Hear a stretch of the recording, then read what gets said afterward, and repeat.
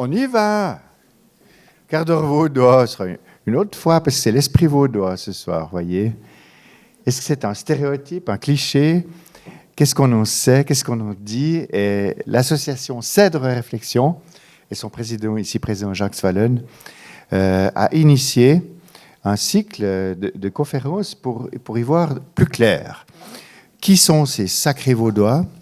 Est-ce que dans le droit, dans l'histoire, dans les conflits religieux, la dernière fois avec Jean-Pierre Bastion, on a eu une magnifique soirée sur la guerre de religion qui est dans le canton de Vaud.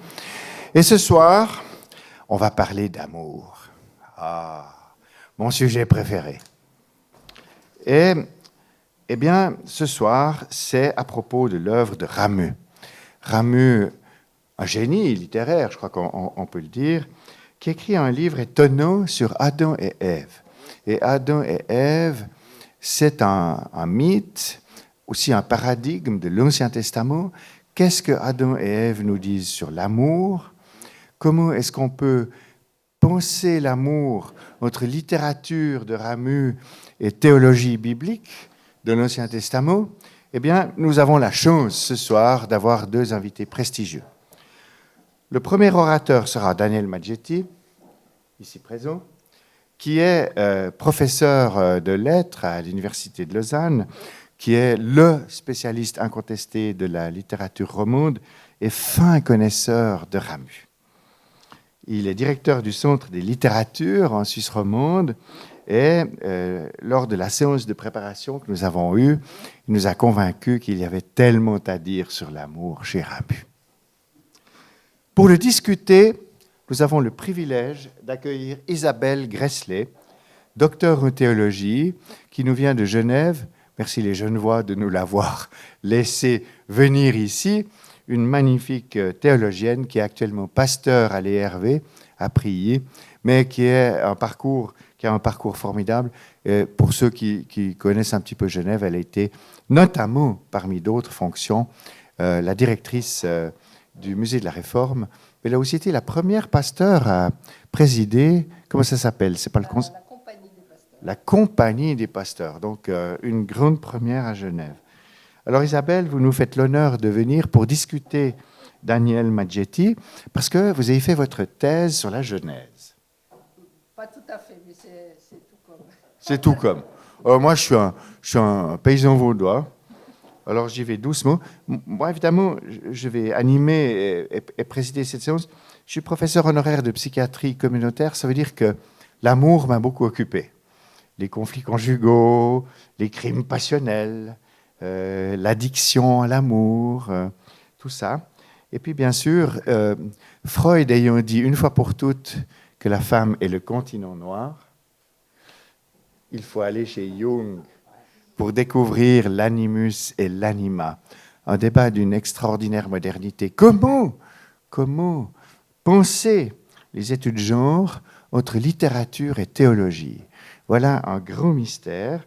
Et je ne vais pas faire plus long, parce que nos orateurs, vous verrez, vont nous éblouir par leurs compétences.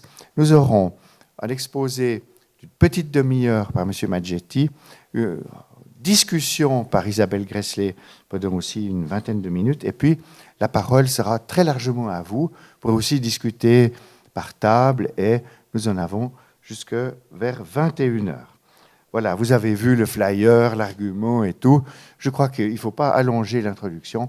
Et je passe la parole directement à Daniel Maggetti, en me réjouissant de l'entendre. Merci beaucoup.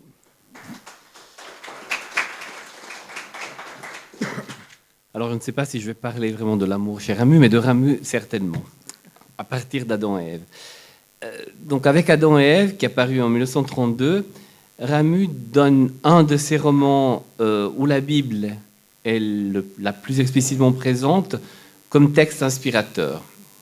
Sur le manuscrit de la version définitive de son récit, il note que ce dernier veut illustrer un vieux mythe d'Occident, d'Orient, les deux en même temps. Donc le roman s'inscrit dans la vague d'œuvres qui, dans l'entre-deux-guerres, dans toutes les littératures de toutes les langues, on pourrait dire, dialogue avec les grands mythes qu'il s'agisse de mythes classiques de l'Antiquité ou les mythes bibliques. Et donc, c'est un peu dans cette vision-là que s'inscrit Ramu. On verra comment on pourrait parler en même temps de ce qu'a fait Gide, ou ce qu'a fait Giraudoux, ou de ce qu'a fait même à la limite Joyce, en partant d'un matériau qui est un matériau mythique ou biblique à d'autres moments. Quelques mots d'abord sur l'argument du texte, pour ceux qui ne l'auraient pas lu. Je ne sais pas comment on peut vivre sans avoir lu Adam et Ève de Ramu, mais c'est possible, peut-être. Donc, l'action d'Adam et Ève se passe dans un village de la côte vaudoise, à l'époque à peu près contemporaine de celle de l'apparition du roman, donc le début des années 30. Le héros principal est un paysan qui s'appelle Louis Bollomet. Il a une petite trentaine. Peu après la mort de sa mère, Louis Bollomet s'est marié avec une très jeune femme, Adrienne, qu'il a connue. Enfin, c'était une sorte de coup de foudre extrêmement rapide. Et après des débuts de vie conjugale extrêmement heureuses, Adrienne est partie parce qu'il ne sait pas pourquoi.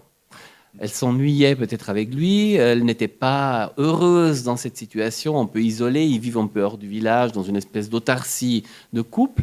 Donc elle est partie, elle est allée en ville. Alors Louis Bollomet est évidemment un peu déprimé parce qu'ils se sentent très seuls. Il se console avec une jeune femme qui est une serveuse de bistrot, qui s'appelle Lydie, la fille de Madame Chapa, qui tient le bistrot du village. Mais il pense quand même que Adrienne finira par rentrer, par revenir chez lui. Et il ne fait pas de démarche particulière pour la faire revenir. Au contraire, il s'y refuse. Mais il décide de restaurer le jardin, c'est-à-dire de remettre en place au mieux tout ce qui entoure sa maison. Donc il fait des vrais travaux de jardinage, de peinture, en préparant cet espace un peu un nouveau paradis qui sera prêt à accueillir Adrienne quand elle reviendra. Et un beau jour, Adrienne revient. Donc voilà, à ce moment-là, on se dit, bon, ouf, moment merveilleux de réunion du couple. Hein, donc, il passe une nuit d'amour extrêmement, comment dire, sensuelle, torride, on peut le dire. C'est une page rare dans l'œuvre de Ramu qui a une telle charge érotique dans le texte. En général, il procède plutôt par lacune. Dans ce genre de moment, il saute l'épisode et continue après. Là, c'est vraiment une description extrêmement profonde. Et voilà que le lendemain matin, quand Louis se réveille, post-coitum animal, etc., il a une sorte de non pas de dégoût, mais presque de rejet de cette femme qu'il voit coucher à côté de lui, parce qu'il avait cru sur la foi des lectures bibliques qu'il a faites tout au long du texte, parce qu'on lui a fait lire la Bible en attendant pour lui expliquer la vie. Hein. C'est un paysan, un vagabond qui lui a dit « lis ça, tu comprendras tout ». Alors il avait espéré une sorte de réunion extraordinaire des corps et des âmes, et il se rend compte qu'en fait il est toujours dans la séparation et l'isolement d'avant, et donc il chasse sa jeune femme parce qu'il a été profondément déçu, une sorte de déception vraiment métaphysique, hein, et donc on le voit à la fin du texte revenir de la gare, je lirai en bout du texte ensuite, et la serveuse l'attend parce qu'elle savait bien que finalement il n'y aurait pas de réunification aussi idyllique que Louis l'avait espéré. Voilà pour rapidement rappeler le sujet du texte. Je vais maintenant faire plutôt une mise en perspective plus large de ce texte-là. Dans la vision ramusienne, il me semble intéressant de voir comment ce texte n'est pas seulement un positionnement particulier de Ramu par rapport à la Bible, mais aussi une façon assez claire de Ramu de se positionner par rapport à une vision du monde et à une vision assez pessimiste d'ailleurs de la relation entre les hommes, qui se trouve dans beaucoup d'autres textes de cette époque, qui ne sont pas tous connus, et je voudrais en évoquer quelques-uns pour montrer un peu en quoi il y a là véritablement un enjeu fondamental dans la vision ramusienne du monde. Vous le savez tous, et d'ailleurs dans un cadre comme celui-ci, sur l'esprit vaudois, une très grande partie de la production de Ramu a souvent été lue, d'ailleurs à des fins qui sont tantôt patriotiques, tantôt lyriques, enfin tout ce qu'on veut, comme un chant lyrique ou comme une manière de dire l'adhésion au monde dans un rapport presque consubstantiel de l'homme à la terre et de celle-ci à l'écrit qui en émane, qui en serait en quelque sorte la manifestation. On a beaucoup répété ces fameuses phrases de l'essai programmatique Raison d'être que Ramu a publié en 1914, je vous les relis, mais qu'il existe un jour un livre, un chapitre, une simple phrase qui n'ait pu être écrit que chez nous, parce que copié dans leur inflexion sur telle courbe de colline ou scandé dans leur rythme par le retour du lac sur les galets d'un beau rivage, quelque part, si on veut, entre Cuy et Saint-Saphorin, que ce peu de choses voit le jour et nous nous sentirons absous. Cette communion avec la terre, fondée sur la croyance en une ressemblance profonde entre l'homme et le milieu d'où il est issu, inspire à Ramu des textes de célébration, poétiques davantage que narratifs, qui expriment sur le mode de la salutation à la nature et à ses éléments le sentiment de saisissement et de gratitude devant la beauté de l'univers. C'est le cas de Passage du poète en 1923, mais aussi de Chant de notre rôle en 1920 ou des morceaux de Salutations paysannes en 1921. Cet échange harmonieux avec le monde se prolonge sur un autre plan dans la relation elle aussi partagée que le poète tisse avec la communauté à laquelle il appartient. Dans des textes au titre parfois aussi explicite que « Vigneron, moi aussi », qui date de 1918, Ramu dessine le rapport d'osmose qui le lie aux villageois qui l'entourent. Villageois dont son écriture, relevant d'une même impulsion, du fait de leur enracinement commun, reflèterait les faits et gestes. Je cite ce texte, Vigneron, moi aussi. « Dans l'heure que ça va, on est le monde et le monde en moi se refait. On retentit de tout, on est tout ce qui est. Ils vont sur le chemin, les vignerons. Moi, je vais au milieu du cercle et je suis au milieu du rond, comme au milieu du pays, la maison. Dans la chambre d'en haut de la maison, à l'époque il habite au Trétoran, au bord du lac, près de Cuilly, dans la chambre d'en haut de la maison, moi qui suis assis, mais suis pressureur, moi aussi. Eux sur le mont maintenant qui travaillent, mais moi dans la chambre d'en haut, sur cet autre mont qui travaille à ma façon. Eux sur le mont, moi dans la chambre d'en haut, et il y a accord universellement, comme quand on met le sol au-dessus du dos. Non seulement Ramu rejette ici l'accusation souvent adressée au poète d'être enfermé dans sa tour d'ivoire, mais il la retourne dans une affirmation de proximité avec autrui, avec les vignerons, ses voisins. Cette déclaration manifeste son désir fantasmé d'être intégré à la communauté, d'être reconnu comme la voix de ce corps social agissant.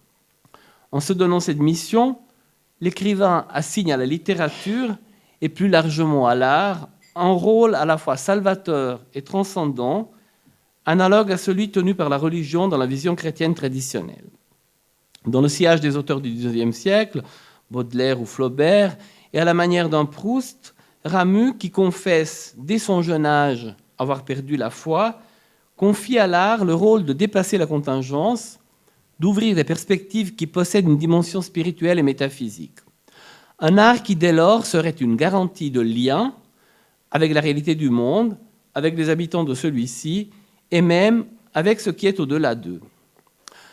Il ne s'agit pas ce soir de nier que cette dimension optimiste et positive existe dans l'œuvre de Ramu. Mais je voudrais, dans mon propos, nuancer sa portée et son importance effective. Loin d'être le message primordial de l'œuvre de l'écrivain, l'aspiration au lien, à l'union harmonieuse du sujet avec le monde et avec les autres, se trouve le plus souvent chez lui en tension avec une pulsion négative et un constat opposé. Un constat qui insiste sur la coupure, la séparation, la solitude. Ces deux pôles sont chez Ramu constamment en combat l'un avec l'autre. L'un exprime un vœu, un espoir, celui de rejoindre et de comprendre le monde et les choses. L'autre relaie un bilan d'isolement et d'éclatement sans remède. D'un côté, l'échange, de l'autre, l'incommunicabilité, qui aboutit à un sentiment de pessimisme radical, voire même de nihilisme. Cet aspect est apparu de manière beaucoup plus nette depuis qu'on a fait des recherches qui ont conduit, entre 2005 et 2013, à la réalisation de la nouvelle édition des œuvres complètes de Ramu en 29 volumes aux éditions Zlatkin. Ce chantier, qui a pris en compte la totalité des archives de l'écrivain, a révélé l'existence de nombreux textes inédits, dont une dizaine de romans marqués pour la plupart ceux du pessimisme dont je viens de parler. Mais cette face obscure se laissait déjà deviner dans le journal de Ramu et dans les deux romans les plus significatifs de la maturité de l'auteur, La beauté sur la terre en 27 et Adam et Ève en 32. Il vaut la peine à ce propos de citer une des voix qui a le mieux saisi, selon moi, le sens de l'entreprise créatrice de Ramu. Il s'agit du célèbre critique Albert Béguin, grand spécialiste du romantisme, qui a consacré à Ramu un essai aussi concis que lumineux, Patience de Ramu, publié en 1950. Voici comment il a commenté les deux romans que je viens d'évoquer. Donc, je cite Béguin.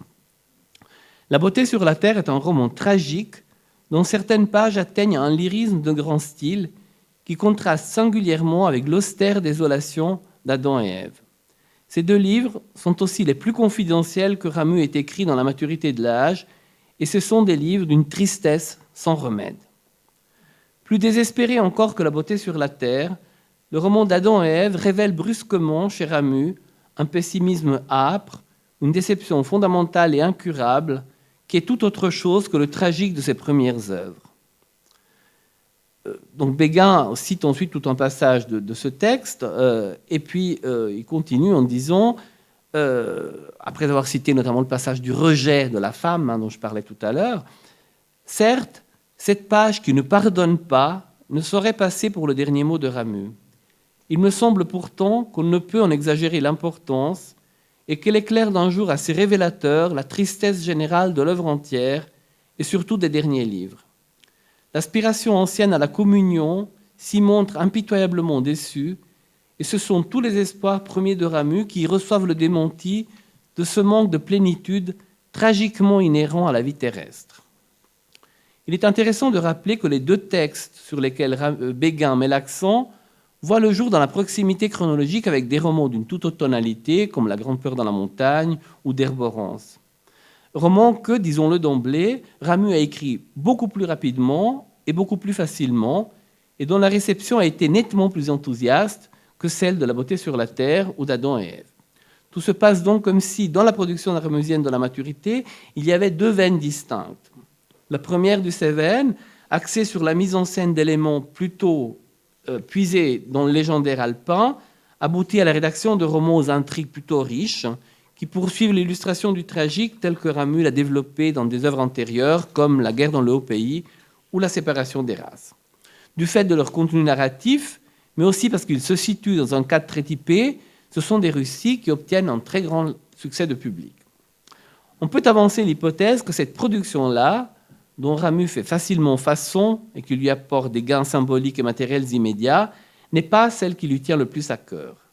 Ce qui le préoccupe et le taraude, c'est plutôt la volonté de parvenir à donner forme à sa vision pessimiste de la condition humaine et de réussir à transmettre à ses lecteurs un message à valeur générale, une vérité dont la portée est universelle. Ce projet, teinté d'une ambition philosophique et dont la visée et le positionnement d'un moraliste pessimiste, semble obséder Ramu à partir de la fin des années 1910. On témoigne l'ensemble d'ébauches et de tentatives de composition de romans qui, à partir de 1919, sont tous rassemblés sous le titre programmatique de « Poser les uns à côté des autres ». Énoncé transparent, dont le premier projet, en 1919, dessine les contours, je vous cite un extrait de cette première tentative d'écrire ce texte. « Je mettrai les hommes les uns à côté des autres, et les mondes qu'ils portent chacun en eux sont les uns à côté des autres. C'est ce qu'ils sentent et c'est de quoi ils souffrent. Ces mondes n'entrent pas l'un dans l'autre, ne se complètent pas l'un l'autre, ils se nient mutuellement. Autour de chacune des arbres, des toits, des prés, des champs, au-dessus de chacune un ciel et autour de chacune des choses. Pas le même ciel, pas les mêmes choses. Alors, c'est comme si deux morceaux de monde ennemis s'avançaient à la rencontre l'un de l'autre pour se combattre. On voit déjà là en germe ce qui sera au fond l'enjeu de cette réunion impossible de Louis Bolomé et d'Adrienne, ces deux mondes qui sont incompatibles en dépit de la promesse qui semblait être inhérente à leur rencontre. La juxtaposition des êtres et de leurs univers, mutuellement impénétrables, apparaît ici comme une donnée de fait incontestable à l'origine d'une souffrance existentielle impossible à escamoter. D'où à la fois une solitude absolue pour chaque individu et un risque constant d'opposition, de désaccord, exprimé d'ailleurs dans cet extrait par le réseau sémantique de la guerre, un mondes ennemis, se combattre, etc. Combiné à une absence de perspective transcendante et à l'impossibilité de toute durée, cette solitude constitutive de l'homme débouche sur une relation au monde marquée par l'horizontalité, l'éclatement, le manque de repères stables. Les objets du monde se donnent dans la discontinuité et leur nature éphémère provoque le désarroi chez les individus, constamment désorientés et en proie au découragement. C'est ce qui transparaît d'un autre roman abandonné qui s'intitule « Travail dans les gravières » en 1921. Le protagoniste est un ouvrier itinérant actif dans diverses gravières qui incarne métaphoriquement et symboliquement la destinée de l'homme sur Terre. Acculé à une quête sans résultat et sans fin, il est confronté à l'inanité de ses efforts, de ses aspirations et même de ses désirs. Je vous cite un extrait de ce texte, ils ont tous paru dans les œuvres complètes. Donc, il creusait toujours comme pour trouver un fond à ça, et il ne le trouvait pas. Il fit un trou, puis il fut fatigué. Tout, rien. On veut tout ou on ne veut rien. Et on passe de tout à rien, et il n'y a pas de milieu. On erre, on cherche, on va. On cherche l'ordre, on cherche des explications, on cherche une place où se mettre, on se cherche une mesure. On est ici, puis on est là. Et quand on a quelque chose, c'est comme si on ne l'avait pas. La chose qu'on a est aussitôt tenue pour rien parce que l'on l'a. Ce sont celles qu'on n'a pas qui sont tout, jusqu'au moment où on les a. Et celles qu'on ne pourra jamais avoir, alors ? La gravière, où on creuse indéfiniment sans que rien ne change et sans rien trouver, fonctionne comme une métaphore de l'existence.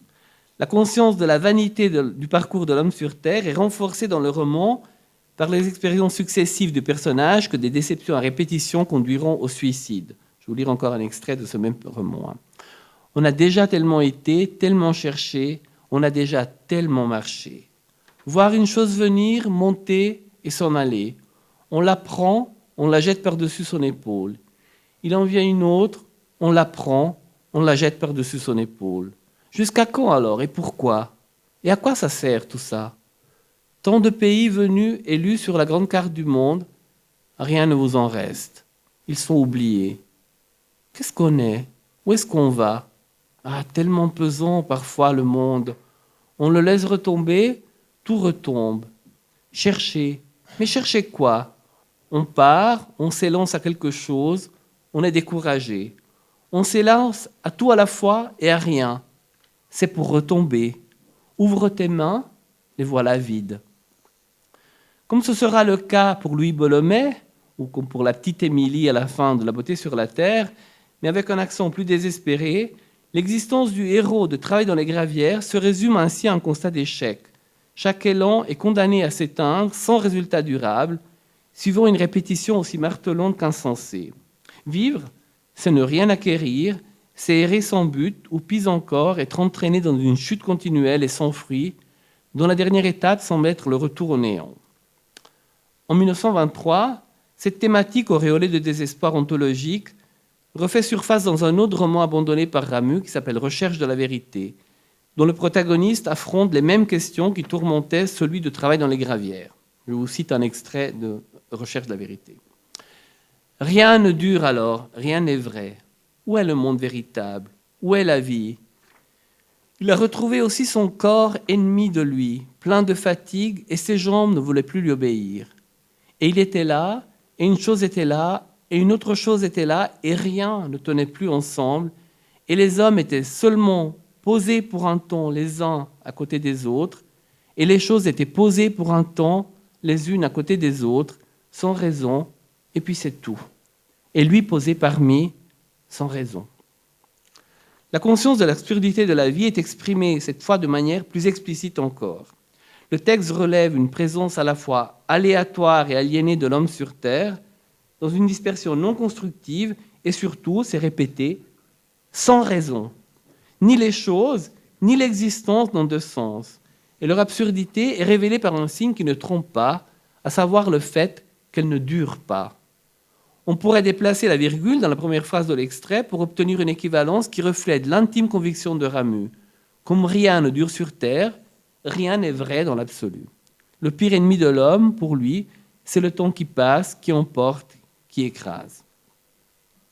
Le sentiment de l'imperfection et de l'inachèvement de la vie humaine, miné par la conscience du provisoire qui entache toutes ces manifestations, continue de hanter Ramu aussi bien dans sa production narrative que dans ses écrits autobiographiques. On le retrouve en particulier dans une de ses reprises de son sujet de prédilection, en 1943, Posés les uns à côté des autres, dont je ne vous dis rien de plus. Il vient de paraître en poche aux éditions Zoé, vous pourrez le lire. C'est une magnifique mise en présence et mise en texte de cette thématique, y compris sur le plan stylistique, puisqu'il s'agit d'un ensemble de chapitres qui n'ont pas de lien entre eux, si ce n'est qu'ils sont posés les uns à côté des autres. Donc il y a une sorte d'adéquation parfaite de la thématique avec la forme. Donc je saute ça parce que ce serait beaucoup trop long, et j'en viens à ce qui a été perçu de cette position-là, déjà à l'époque, en vous citant un extrait du journal de Claudel. Après que Claudel a lu le journal de Ramu, ou un extrait du journal de Ramu qui est apparu après ça, il a été extrêmement surpris par la tonalité du texte, et il dit ça dans son propre journal en juin 1949, donc peu de temps après la mort de Ramu, qui est mort en 1947. Lu les dernières pages du journal de Ramu. C'est sinistre. Face à face pendant 5 ans avec la mort, et ne se faisant aucune illusion, cet homme ne paraît même pas effleuré par l'idée d'un recours à Dieu, d'ouvrir l'Évangile. Il reste là les 2 mains sur ses genoux, dans son fauteuil, hagard, désespéré, abruti. L'ignorance invincible. La réaction de Claudel, comme celle d'Albert Béguin un peu de temps après, qu'on a lu avant, est celle d'un chrétien croyant, que la prostration de Ramu sidère parce qu'elle leur paraît le signe d'un aveuglement ou d'un entêtement dans le refus du salut qui serait offert par la foi.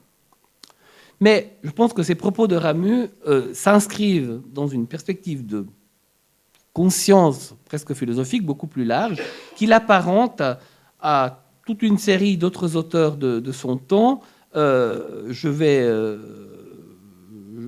vous épargne les différents éléments que j'avais pensé vous parler, notamment chez Camus ou voire chez Beckett, pour avancer un peu plus et m'attaquer cette fois vraiment à Adam et Ève pour la fin de mon exposé. Donc, dans La beauté sur la terre, Ramu convoque la mythologie antique, les récits attachés à la figure d'Aphrodite pour les actualiser dans le monde contemporain. Dans Adam et Ève, la mythologie biblique, donc en particulier celle du premier livre de la Genèse. Pour Ramu, ces récits possèdent une valeur anthropologique et ont une portée herméneutique. Ils traduisent quelque chose de constant et d'immuable dans le destin et le fonctionnement de l'homme. Leur réactualisation dans un contexte de proximité, le canton de Vaud des années 1920, 4 des 2 romans, rappelle que leur message demeure intrinsèquement valable et qu'on peut l'appliquer à la condition de l'homme contemporain. Dans cette perspective, La beauté sur la terre et Adam et Ève peuvent être lus comme un diptyque. Le premier volet, celui de La beauté sur la terre, illustre l'échec de toute visée transcendante dans l'expérience de la vie sociale et collective. Le refrain lancinant du roman, qui rappelle qu'il n'y a pas de place pour la beauté sur la terre, se concentre certes sur une thématique majeure du roman, mais serait tout aussi valable si on remplaçait la beauté par une autre entité idéale. Comme le démontre le dénouement apocalyptique du roman, les valeurs transcendantes, l'absolu, tout ce qui prétend être durable et non contingent, on n'ose pas dire éternel, tout cela est incompatible avec la condition humaine qui est traversée de convoitises, d'appétits égoïstes, de calculs et de relativisme.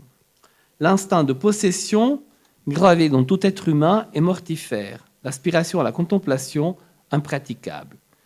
Dépouillée de ses illusions pourtant bien modestes, la petite Émilie, dans La beauté sur la terre, n'a pour constat final que celui de sa solitude, dont le bruit des pas de Maurice, son amoureux qui l'a quitté, qui s'éloigne toujours plus.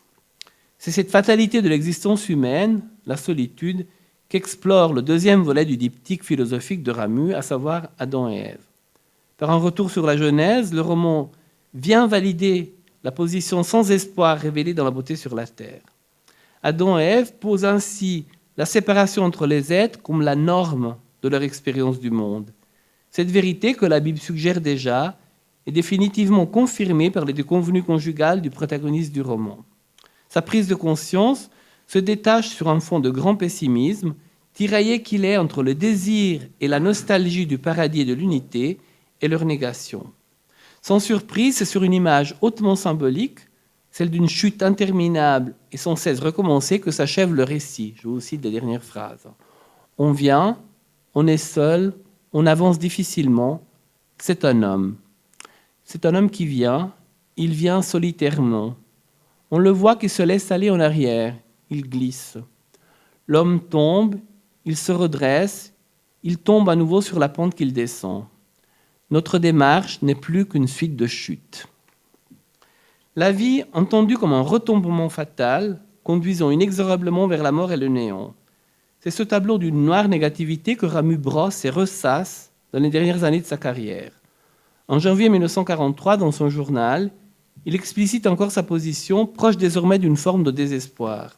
Je cite un extrait du journal. « Parfait nihilisme. On ne croit rien, on ne tient rien, on n'aime rien. Et si par hasard on aime du moins quelqu'un, cet amour n'est que dérision, parce qu'on voit qu'il n'est fondé sur rien. Il faut entendre rien de durable.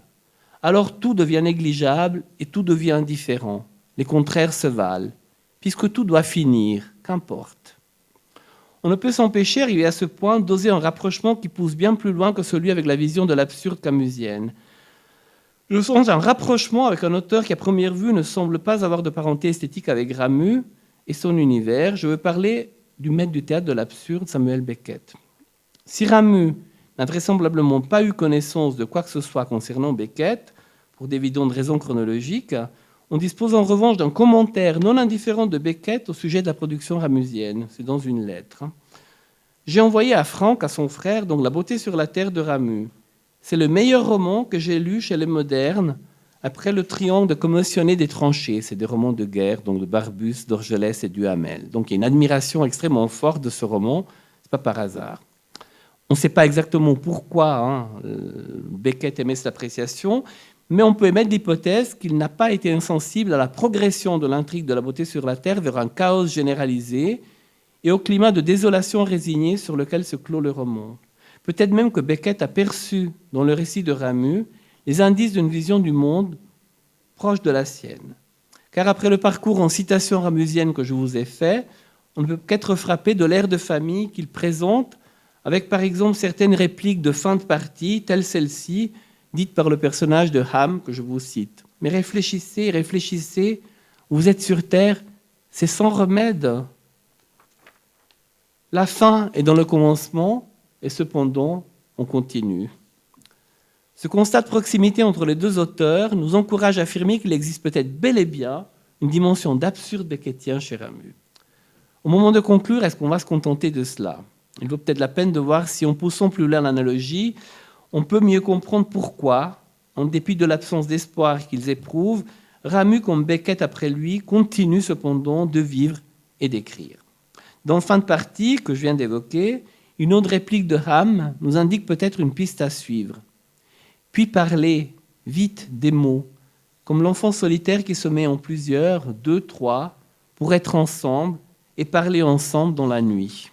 L'image de l'enfant se parlant seul dans la nuit, pour être moins isolé, pour avoir le sentiment en s'exprimant de rejoindre les autres pourtant absents, cette image peut sans peine être vue comme une allégorie de l'écriture.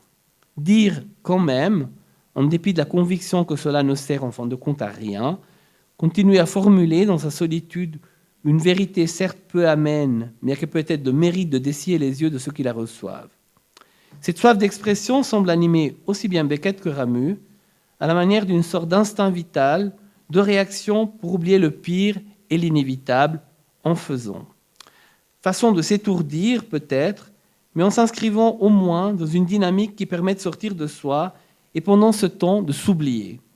C'est ce que Ramu suggère dans une note de son journal quelques mois avant sa mort. On est en janvier 1947, il est mort en mai. Je n'écris pas la moindre phrase sans me dire « ça ne vaut rien ». Tout est raté, raté d'avance. Et c'est cette force négative que je voudrais pouvoir retourner, car c'est une force quand même, que l'impulsion qui est vive put agir en sens contraire, qu'elle fit au lieu de défaire. Donc il y a une façon de mettre à distance l'échec, que l'on voit bien ici, en renversant la logique qui, par le constat de l'absurde, pousserait l'individu à choisir de cesser de vivre. Donc Ramu nous dit là que par le choix d'écrire, qui obéit au mouvement inverse à celui de l'anéantissement de soi, il s'engage quand même vis-à-vis de ses semblables et qu'il esquisse un pas en direction d'une forme de partage en ripostant au destin par ce pied de nez modeste ou par le simple fait d'agir et de ne pas subir passivement. Peu importe que la parole et l'écriture soient de peu de poids, que le message qu'elle véhicule soit éphémère, qu'elle n'ait pas de valeur dans l'absolu. Elle demeure le dernier signe qui soit le propre de l'homme et qui puisse signifier sa misère. L'absurde est là, indéniable, mais on ne poursuit pas moins sa route en le cernant par les mots. Même lorsqu'il pose au créateur de mythes, comme Ramu a pu le faire sur son parcours, l'écrivain est bien conscient qu'il n'est démiurge que provisoirement, que les retombées de ses productions sont limitées et passagères, que lui-même est programmé pour disparaître. Son obstination à dire lucidement la condition humaine et à l'écrire ne demeure pas moins un acte engagé de partage de la détresse de ses semblables. Consolation illusoire, peut-être, mais c'est l'unique viatique sur lequel il nous soit donné de miser, sous un ciel muet et sur une terre inhospitalière. Et pour terminer, sur une note qui n'est rien de consolateur, j'emprunterai à Beckett le mot de la fin, qui fait ouvertement écho au sens de l'exercice que je viens d'effectuer. Fini, c'est fini, ça va finir, ça va peut-être finir. Les grains s'ajoutent aux grains, un à un, et un jour, soudain, c'est un tas, un petit tas, l'impossible tas. Merci de votre attention.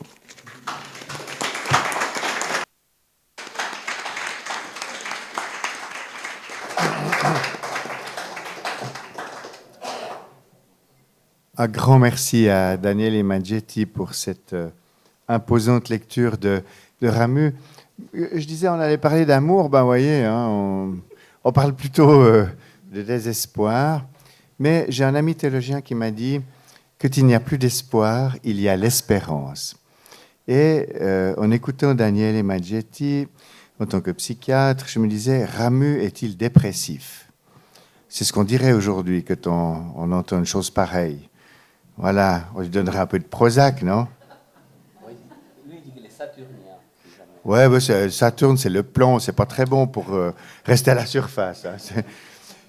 Oui, et puis aujourd'hui, dans le fond, il y a le retour du spirituel en psychiatrie. Dans le fond,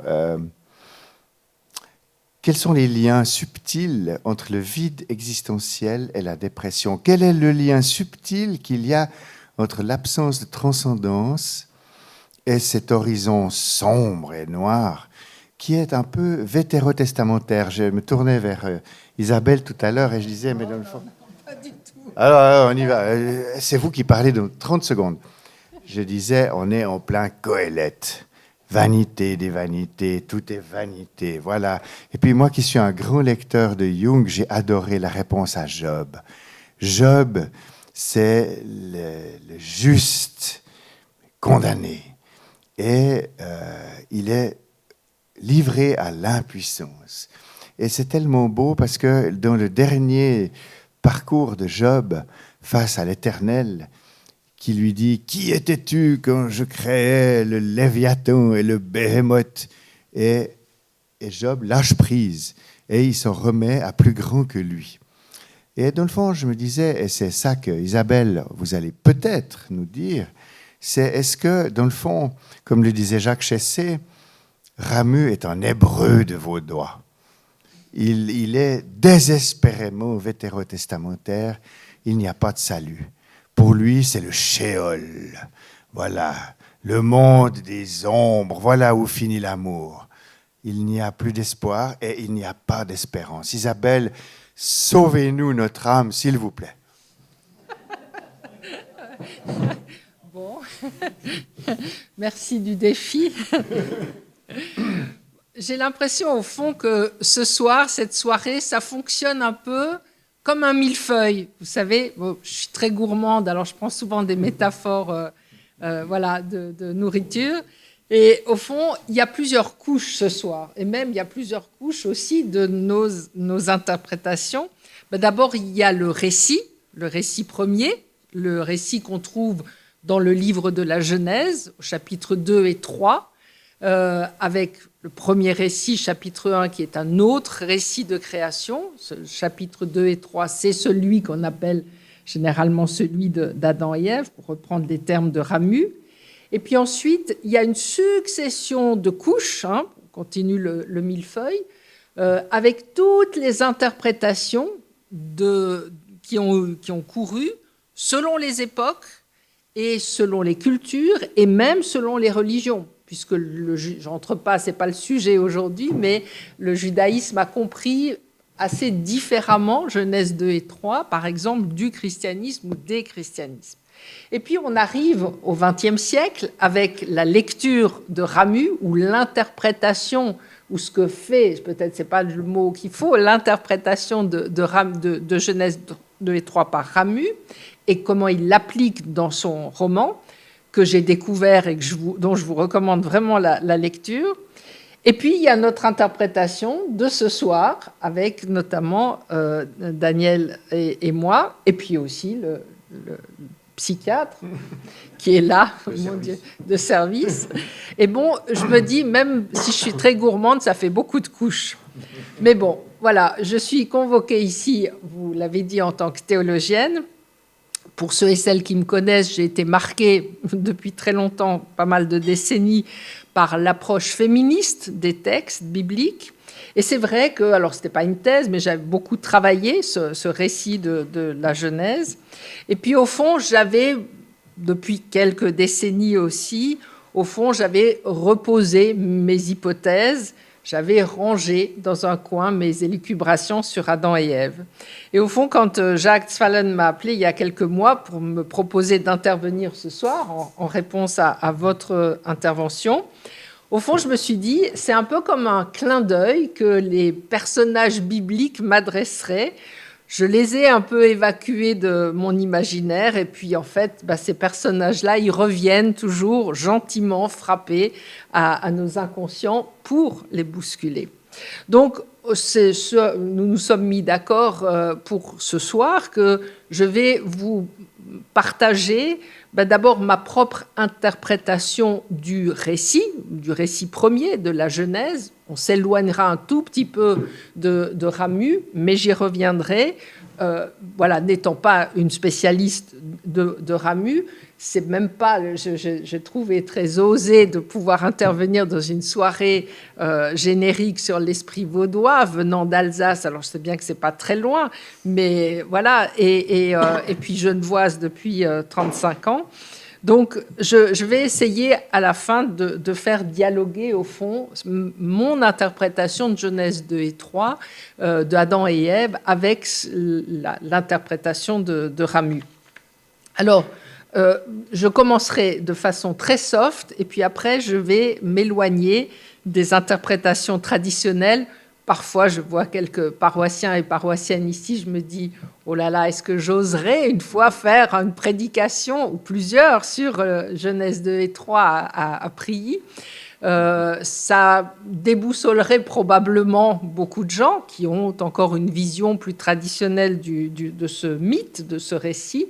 Mais voilà, ici, c'est de réflexion, donc on peut se lancer. Voilà, je peux me lâcher.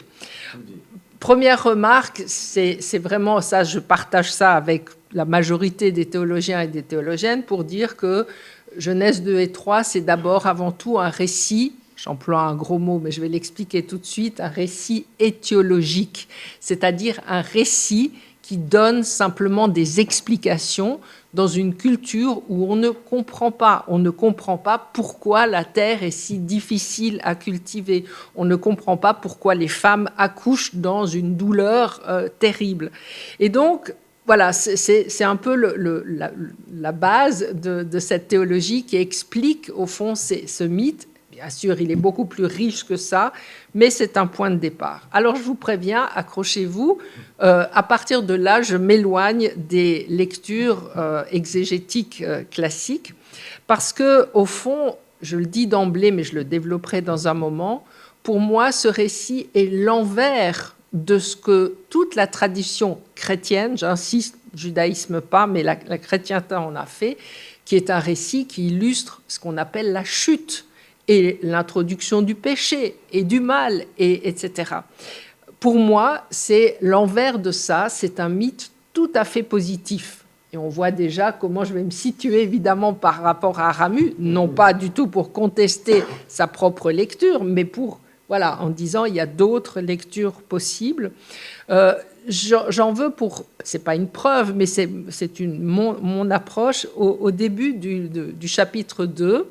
Il n'y a pas d'Adam, je l'explique dans un moment, pour s'occuper de la terre. C'est ce que dit le texte.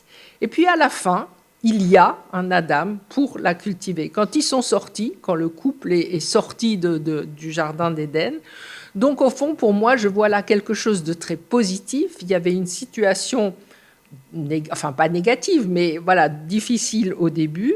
Il n'y avait personne pour cultiver la terre, il y en a à la fin.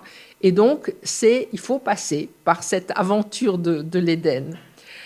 Autre point, et les théologiens et théologiennes dans la salle ne m'en voudront pas de répéter des choses qu'ils connaissent par cœur, il faut toujours revenir au sens des mots du texte, dire que Adam n'est d'abord pas un nom propre, c'est pas le mari d'Ève, c'est en tous les cas pas au début, c'est un être qui est, Adam s'est formé sur la racine hébraïque de Adama, qui veut dire la terre, la glèbe, etc.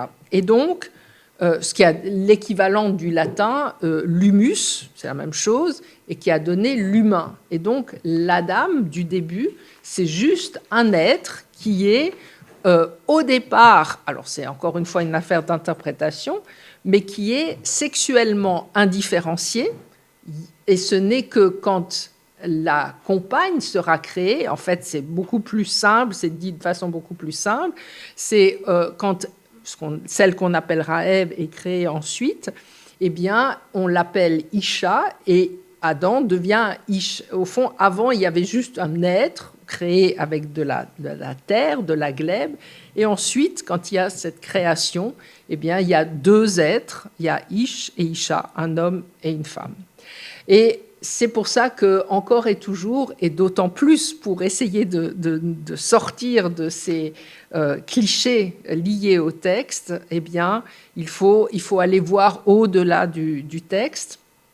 La femme, un de ces clichés, par exemple, et quand je dis cliché, c'est pas juste un cliché, ça a été vraiment un motif qui a couru, mais pendant tout le christianisme, depuis les débuts, la femme est inférieure à l'homme parce qu'elle a été créée en second. Pas seulement, il y a aussi le choix qu'elle fait dans le récit, mais c'est vraiment quelque chose qui court avec des grands noms de la théologie chrétienne, Saint Augustin, Saint Thomas d'Aquin, même encore certains théologiens contemporains. Au fond, on s'est servi de ce récit de Genèse 2 et 3 pour dire que les femmes étaient inférieures, sans intelligence, sans âme, faibles, promptes à la tentation, parce que ça c'est aussi quelque chose qui va encore venir, et donc responsable de tout, c'est-à-dire du malheur du monde, de la mort de Jésus. C'est Tertullien, alors ça il faut vous accrocher parce que c'est assez violent, mais il faut quand même qu'on l'entende. C'est au IIIe siècle de notre ère, donc vous voyez comment les choses s'étaient déjà bien ancrées et comment ça va perdurer jusqu'à aujourd'hui. C'est un extrait d'un sermon de grand-père de l'Église, Tertullien, sur la toilette des femmes, et il s'adresse en fait à Ève et il dit ceci: elle vit encore en ce monde la sentence de Dieu contre ton sexe. Vis donc, il le faut en accuser. C'est toi la porte du diable. C'est toi qui as brisé le sceau de l'arbre. C'est toi qui, la première, as déserté la loi divine. C'est toi qui as circonvenu celui auquel le diable n'a pas pu s'attaquer. C'est toi qui es venu à bout si aisément de l'homme, l'image de Dieu. C'est ton salaire, la mort, qui a valu la mort même au Fils de Dieu. Et tu as la pensée de couvrir d'ornements tes tuniques de peau. C'est très bien dit, je vous l'accorde, mais c'est assez violent. autre détail, mais qui est un détail aujourd'hui dans notre société qui n'est plus lié à toute cette mythologie, la femme aurait été formée avec une côte de l'homme, et donc elle tiendrait au fond sa vie de lui. Voilà, je passe très brièvement pour dire que le mot qui est utilisé là dans le texte original ne veut pas dire... Alors oui, il peut parfois dire la côte, mais il dit surtout le côté. Et de nouveau, il y a cette idée de cet être au départ sans distinction ni de genre ni de sexe, et qui ensuite est séparé en deux et voilà, et crée l'humain, homme et femme. De même aussi, ça c'est toujours dans le chapitre 2, quand... Adam, appelons-le comme ça, demande à Dieu de lui fabriquer une aide. Alors on a dit oui, une aide, vous voyez tout de suite la boniche, le tablier, etc. En fait, et puis une aide que les animaux ne lui apportent pas. En fait, le terme hébraïque qui est utilisé ici, c'est un terme très très fort. C'est pas du tout une assistante que Adam demande, mais c'est quelqu'un qui interviendrait dans un niveau d'égalité, de mutualité. En tous les cas, il n'y a pas de hiérarchie. D'ailleurs, toutes les autres fois dans la Bible hébraïque où ce terme va intervenir, il est uniquement réservé à Dieu. Donc, c'est pas si mal que ça. Et puis, il y a l'idée qui est déjà en germe, on l'a entendu dans la citation de Tertullien, c'est la femme qui a incité l'homme à désobéir, et donc c'est elle qui est la responsable du péché dans le monde, et elle est punie pour ça par la douleur de l'accouchement et la domination de l'homme, comme une espèce de domination et une douleur justifiée et permise par Dieu. Alors oui, c'est vrai, c'est l'incontournable. Il y a un interdit divin. Je vous redis le texte parce que voilà, vous l'avez peut-être plus. Tu ne mangeras pas de l'arbre de la connaissance du bien et du mal, car le jour où tu en mangerais, tu mourrais certainement. Alors oui, c'est vrai que vous connaissez l'histoire. La femme discute avec le serpent et elle décide, elle regarde ce fruit et elle le trouve tout à fait intéressant, agréable à voir, et j'allais dire en toute connaissance de cause, puisque c'est le fruit de la connaissance du bien et du mal, elle décide d'en prendre, et c'est vrai, elle va enfreindre l'ordre divin, et le texte dit qu'elle en donne à son mari, qui en mange, et ils ont alors la connaissance. Mais à aucun moment, le récit ne parle d'incitation. Elle ne lui dit pas, voilà, maintenant il faut que tu y ailles.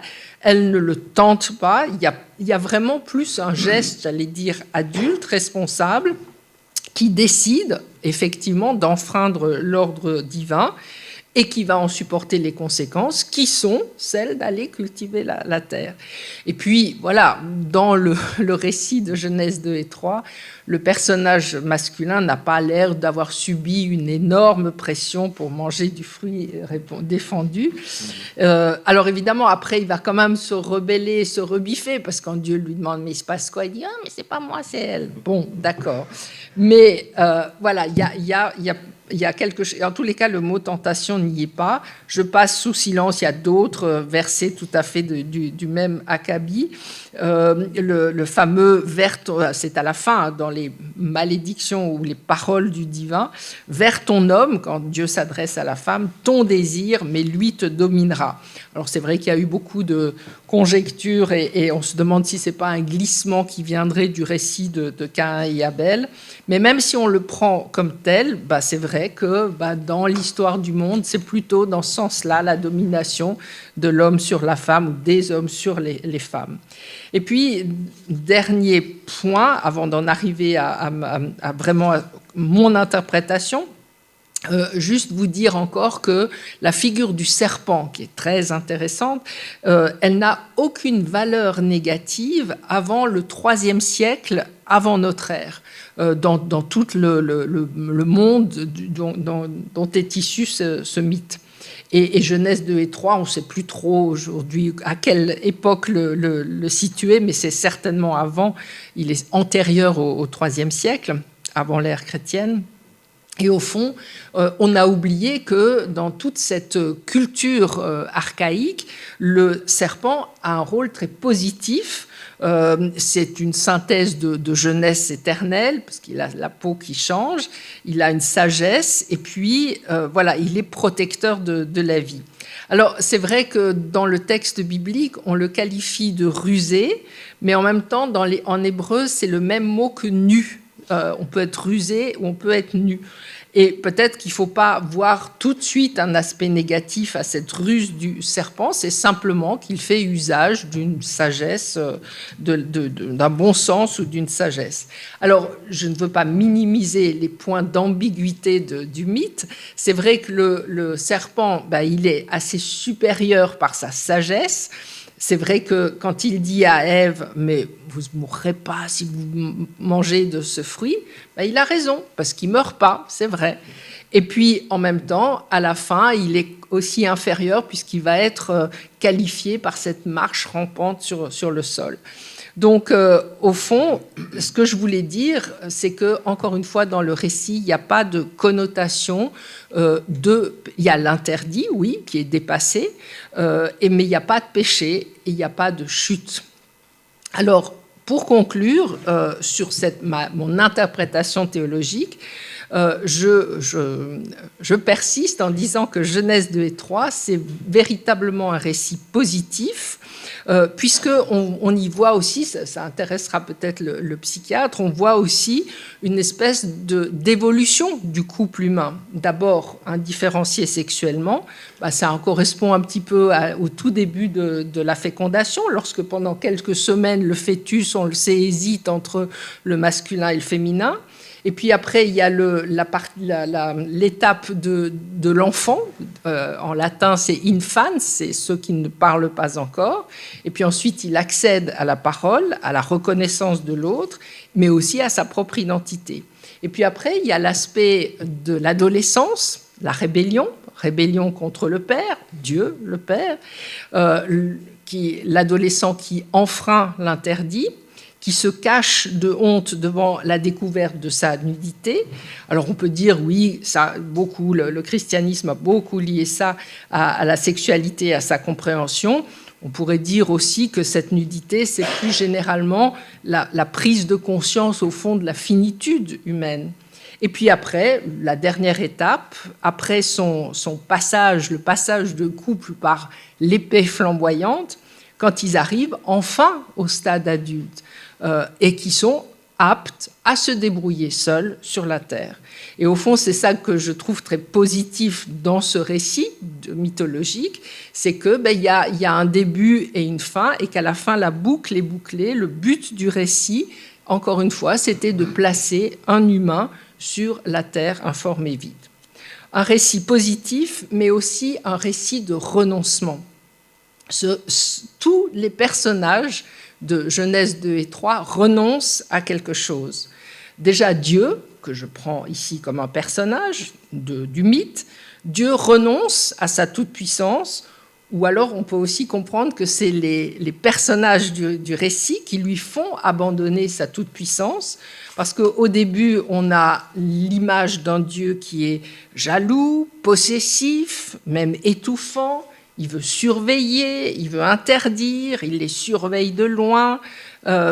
Quand on voit l'évolution dans la suite des chapitres, par exemple, du livre de la Genèse, eh bien, on va voir que le personnage de Dieu a beaucoup changé. On voit après ces premiers 11 chapitres qui sont vraiment la mythologie première, et après il y a l'histoire. Alors est-ce que c'est l'histoire écoutée aux portes de la légende, comme aurait dit Victor Hugo, mais l'histoire de Sarah et Abraham, là c'est une autre figure de Dieu, c'est un Dieu beaucoup plus en relation, et qui va là laisser beaucoup plus de liberté à l'humain, qui va privilégier l'alliance, la communication, alors qu'au départ, il est un peu dans une relation parentale un peu primaire. Et puis, il y a le couple d'Adam et Ève, le couple mythique. Alors lui aussi, il doit renoncer, et il doit renoncer à ce qui lui ferait peut-être plaisir, c'est-à-dire sa toute-puissance, c'est celle de l'innocence. Ils ont goûté aux fruits de la connaissance, et donc maintenant, ils savent le prix du bien et du mal, et donc ils ont une espèce de responsabilité éthique qui est vraiment donnée, voire augmentée. Donc, pour moi, récit positif, mais aussi récit placé sous le signe du renoncement. Mais au fond, pour moi, le renoncement, encore une fois, ce n'est pas du tout déceptif. C'est le renoncement qui permet ensuite de découvrir les vraies possibilités de l'humain. Bien sûr, il y a l'union de l'humain, on en parlera après, parce que c'est vrai que là, Ramu,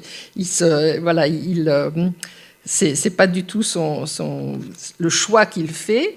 Et puis, il y a la séparation nécessaire avec le parent, et là, dans l'histoire, c'est Dieu, le parent, ou une certaine image de Dieu. La limitation, en l'occurrence, du désir, et puis la potentialité, puisque c'est en sortant du jardin que Ève, de façon à la fois, ça, elle est vraiment toujours celle qu'elle a été, puisqu'elle dit, les traductions françaises se sont toujours arrangées ou ont passé sous silence, mais quand elle a son premier fils, Caïn, elle dit « j'ai fait un homme », elle ne dit pas avec Adam ou avec mon mari ou avec mon homme, elle dit « j'ai fait un homme avec Dieu ». Alors, toutes les traductions bien pensantes du 19e ou 20e siècle traduisent avec l'aide de Dieu, avec le secours de Dieu. Ben non, le texte dit juste avec Dieu. Donc, il y a cette possibilité de donner la vie, mais aussi de rester autonome. Donc, pour moi, c'est vraiment tout sauf un récit de chute. C'est peut-être pas ça que je dirais un jour dans une prédication un dimanche matin. L'humain n'est pas banni du paradis par son péché. Littéralement, d'ailleurs, si on relit le texte, c'est juste parce que Dieu a très peur que, bon, ils ont mangé un des fruits d'un des arbres, puis peut-être qu'ils vont aussi manger l'autre, et que là, il y aura de la concurrence, et Dieu va carrément se faire doubler sur la question de la vie éternelle, et qu'il vaut mieux mettre un terme à tout ça. Le terme de péché n'apparaît que dans le récit suivant, dans le chapitre 4 de la Genèse, qui est donc la fameuse histoire de Caïn et Abel. Et ailleurs, dans la Bible hébraïque, donc dans la première partie de la Bible, les péchés, quand on parle du péché individuel ou collectif du peuple, c'est jamais mis en regard avec ce premier et potentiel péché. Donc, pour moi, ce récit, et c'est pour ça que je reste avec cette idée positive, c'est avant tout un récit d'initiation et un récit de passage. Voilà, je pense effectivement qu'il faut toujours quelqu'un pour vous aider à passer de l'autre côté. Là, c'est la femme, c'est Isha, qui est dans une moindre mesure aussi le personnage du serpent, qui joue ce rôle d'adjuvant, d'aide pour passer à autre chose. C'est elle, c'est la Isha qui va aider le mâle, le Ish à être celui qu'il doit être. Et donc, c'est elle qui prend la décision, effectivement, qui va faire basculer leur vie. Alors, je parle très brièvement, mais parce que je l'expliquerai à propos des personnages. Je finis bientôt.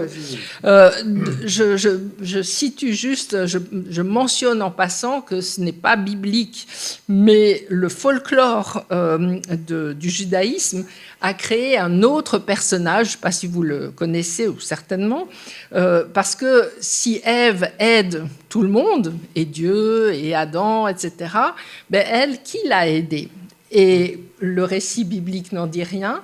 Donc le folklore a imaginé une première femme, une première compagne à Adam, c'est la fameuse Lilith, qui, elle, est chassée du paradis, pas du paradis, du jardin des délices, par, comment on va dire, par péché d'autonomie, et qui vient selon les différentes traditions. Elle est même représentée aussi dans des peintures du Moyen-Âge, c'est très touchant. Elle vient parler à Ève au-dessus du mur qui encercle le jardin d'Éden, et en fait, elle lui donne des tuyaux comment s'en sortir et comment sortir surtout.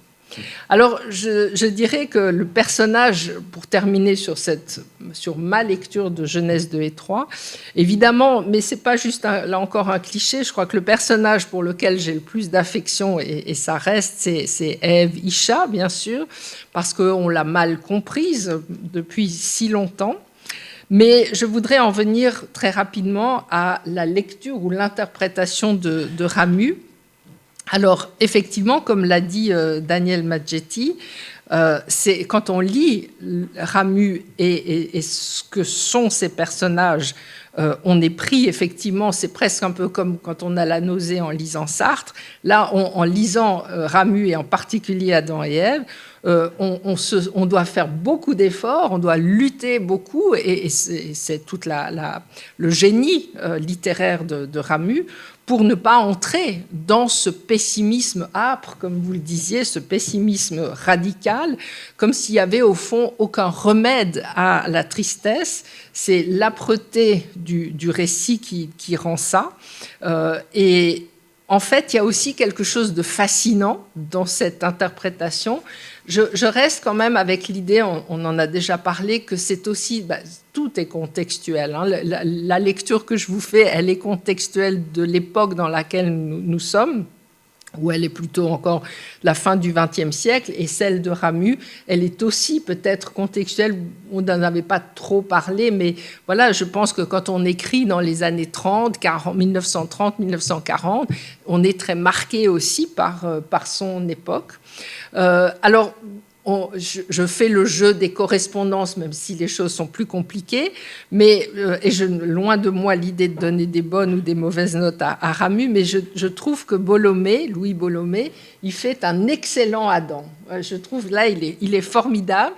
C'est un taiseux, comme l'Adam de Genèse 2 et 3. Plutôt qu'il n'a l'initiative, c'est vrai qu'il pleure la fuite de sa femme, mais il y a un moment aussi qui m'a frappé, il fait rien pour la reconquérir, elle donne des signes, alors les deux femmes se rencontrent, les deux, c'est-à-dire Lydie, la servante, la servante, et Lydie dit à Bolomé, mais je crois qu'elle veut revenir, non, mais on va attendre, etc. Et c'est pas par sadisme, c'est juste qu'il y a un peu... Voilà, il faut attendre qu'elle revienne. Mais en tous les cas, il ne va pas aller à Genève, puisque la jeune personne est allée à Genève. Il va rien. Au début, il ne fait rien pour la reconquérir. C'est un peu comme Adam qui attend dans son jardin. Et puis, il y a les deux femmes dans le roman, donc Adrienne, l'épouse, Lydie, cette servante. Alors, ce serait trop facile de dire que c'est Ève et Lilith, mais en tous les cas, il y a aussi, bien sûr, il y a le coup d'éclat d'épouse, la jeune épouse, Adrienne, qui part, mais après, elle a aussi un côté très passif. Et puis, une Lydie qui, au départ, est plus participative, qui est plus initiatrice de son destin. C'est un petit clin d'œil, mais chaque fois où presque elle apparaît dans le roman, Ramu dit qu'elle est en train de croquer une pomme à pleines dents. Voilà. Et puis alors il y a cet être, ce gourdou, qui est, je ne sais plus ce qu'il est comme rétameur, voilà. Et ce rétameur qui a lu la Bible et qui trouve qu'il faut absolument que Bolomé lise cette Bible, et puis dit: ne te limite pas à Genèse 2 et 3, tu devrais un petit peu avancer encore dans ta lecture. Pour moi, c'est un peu le serpent, c'est-à-dire c'est l'adjuvant, c'est qui promet beaucoup, en tous les cas, d'acquérir la connaissance en lisant le texte. Alors, vous avez parlé, j'ai répété ce pessimisme terrifiant. On sent bien que pour Ramu, le mal, c'est la désunion, c'est la séparation. Et là, dans son histoire, c'est Adrienne, donc c'est la femme qui en est responsable. Cette fameuse expression désunie du dedans, qui est magnifique et terrible en même temps. Et puis, on sent qu'il y a cette soif de bonheur le bonheur était tellement, l'attente était tellement énorme que Bolomé se sent d'autant plus trompé, plongé dans le mensonge ou le malheur. Alors, je dirais, j'ai envie de répondre, si j'avais Ramu en face de moi, je dirais oui, mais ça c'est votre lecture du mythe, mais je ne crois pas que c'est ce que dise le mythe. Le mythe, encore une fois, raconte un passage, le passage de ce que j'appellerais l'idéalité, le monde idéal ou idéal, à la réalité. Alors, c'est vrai que Bolomé et encore moins Ramu, ils n'ont pas eu de théologienne pour leur ouvrir un autre sens des Écritures. Et du coup, ils sont restés dans cette illusion de cette unité qui était autrefois vécue comme un et un font un. Et ils continuent à voir la sortie de l'Éden comme la réalité que un et un font deux. Et encore une fois, le texte ne dit rien de cela. Alors, c'est vrai que pour Ramu, la chute, c'est d'être dans le réel, et c'est juste, si ce n'est que, pardon de me répéter, il n'y a pas proprement parlé de chute, il y a le passage d'un endroit idyllique, et donc irréel, à un endroit réel, rude, hostile, mais un endroit où on peut devenir autonome et libre. Alors, si vous avez cité Beckett pour terminer, moi, si j'avais pu, j'aurais pris Ramu, peut-être pas jusqu'à la chapelle Sixtine, mais devant une représentation. Et vous savez bien, la création du monde, la création de l'homme, vous voyez, hein, il y a Adam, il y a Dieu, il y a les deux doigts qui se rejoignent. Mais je vous conseille, si le tableau ou la représentation, puisque c'est une fresque, ne vous est plus tout à fait familière, d'aller regarder. Vous laissez un petit peu les deux personnages très masculins et vous allez regarder du côté de Dieu, mais de son épaule. Et là, un petit peu au-dessus, il y a le visage d'une femme qui est belle comme un cœur. Et on comprend qu'en fait, c'est Isha. Elle n'a pas encore été créée, mais elle est sur l'épaule de Dieu et du Créateur, et elle regarde avec un peu d'appréhension, c'est magnifiquement peint. Alors, c'est vrai que certains ont été très scandalisés par cette interprétation.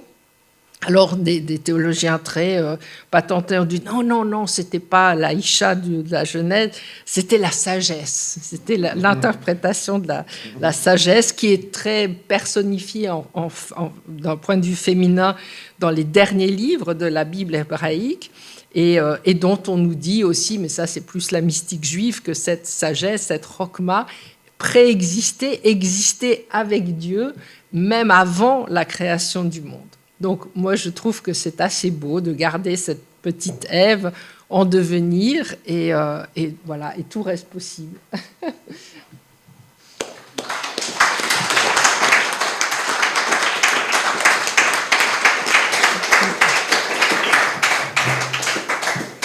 Un très grand merci à Isabelle Gressley pour cette lecture originale et encourageante de la soi-disant chute. Et je fais une petite parenthèse scientifique pendant que vous reprenez vos esprits. Mais aujourd'hui, je crois qu'on arrête de penser l'univers comme un cosmos. Aujourd'hui, je crois qu'on pense l'univers comme une cosmogenèse. C'est-à-dire, nous sommes dans un univers évolutionnaire. Et un rabbin a dit, si la femme apparaît en dernier, c'est que c'est la créature la plus perfectionnée, puisque Dieu part du néant pour aller vers la complexité. Alors, Aragon avait donc raison. La femme est l'avenir de l'homme. Le poète a toujours raison.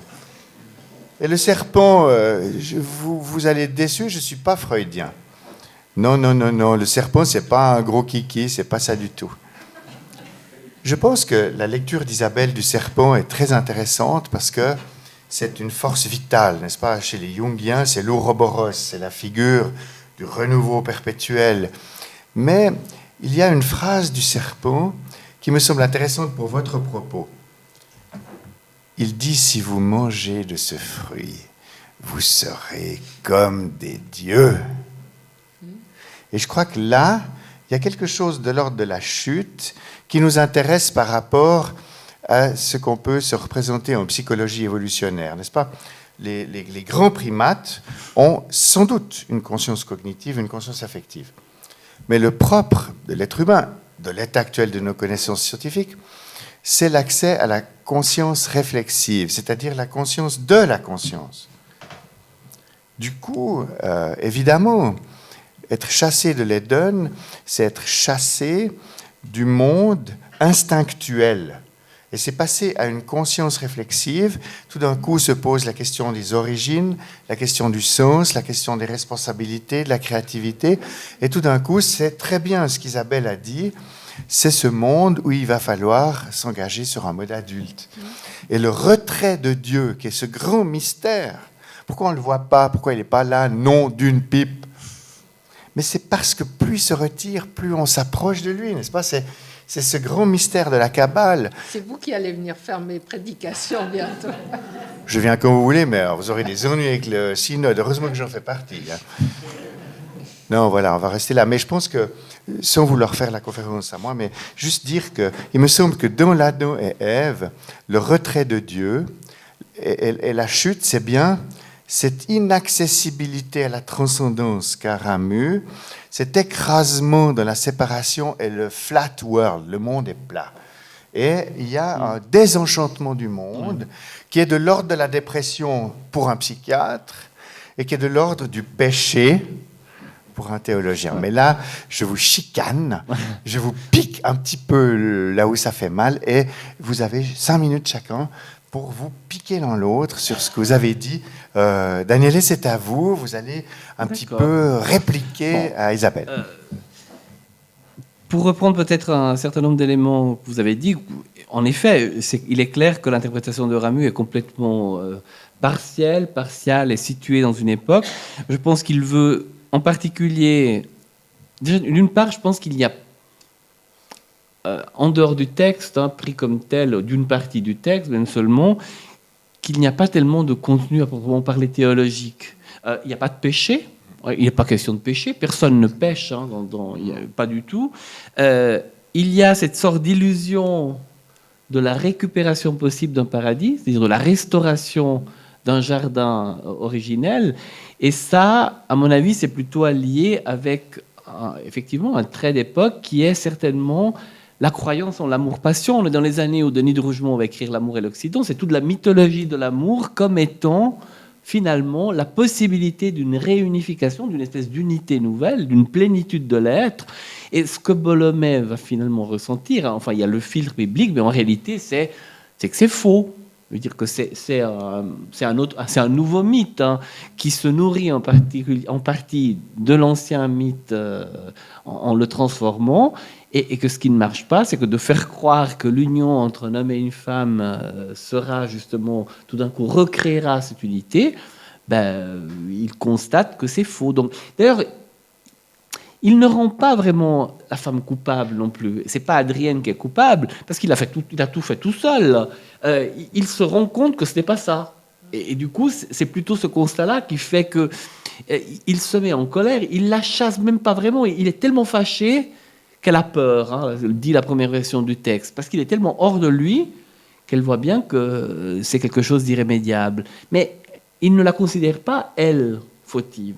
Donc, toutes ces dimensions-là, elle est complètement évacuée du texte. Et je pense que c'est en ça qu'on voit que c'est cette sorte d'idée un peu régressive de retrouver un élément qui serait un élément non encore brisé, ce monde d'avant.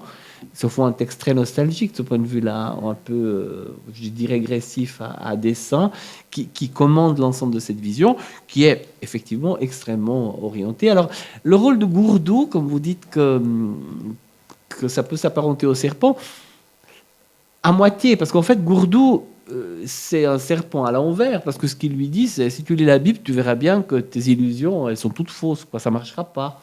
Et lui, il ne veut pas y croire.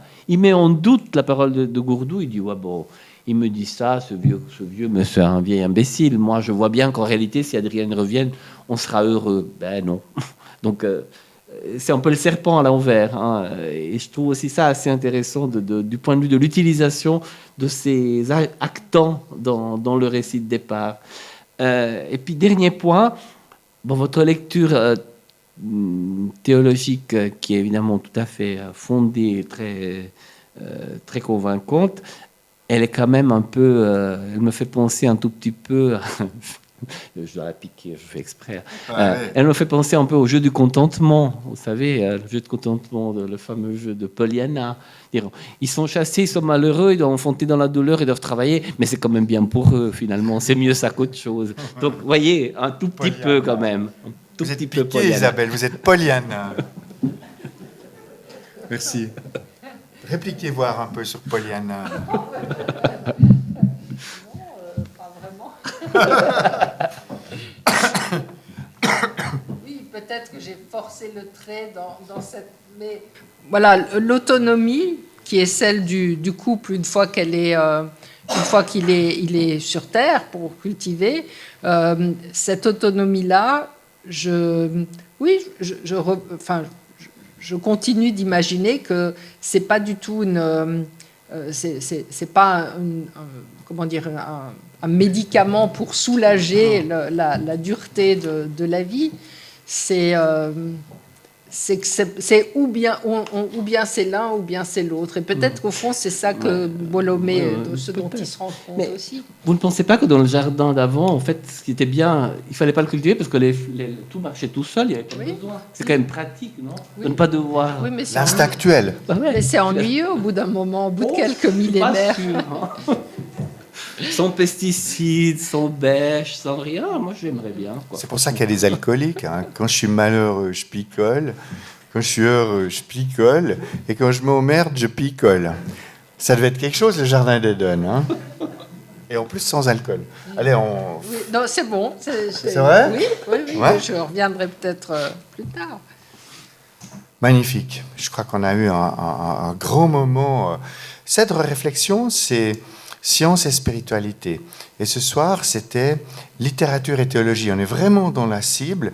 Et en plus, à propos de l'esprit des Vaudois, Ramu. Ah, notre désespéré de Ramu. Puis vous verrez, l'année prochaine, en 2023, hein, on va faire le procès des Vaudois, hein, parce qu'on a coupé la tête de monsieur Jean-David Abraham Davel. Est-ce que c'était une bonne ou une mauvaise chose? On fera un procès pour ça. Mais je ne veux pas vendre la mèche. Pour le moment, l'heure est à la discussion. Nous avons réservé une grosse demi-heure d'interaction avec le public. Si vous voulez peut-être, pendant quelques minutes, discuter entre vous autour des tables, ça nous permet de souffler un petit peu. Et on reprend la table dans quelques minutes avec des questions qui viendront du public. Et Jacques, tu as le micro-baladeur? Ah, c'est parfait. Voilà. Petite pause entre vous pour souffler un peu.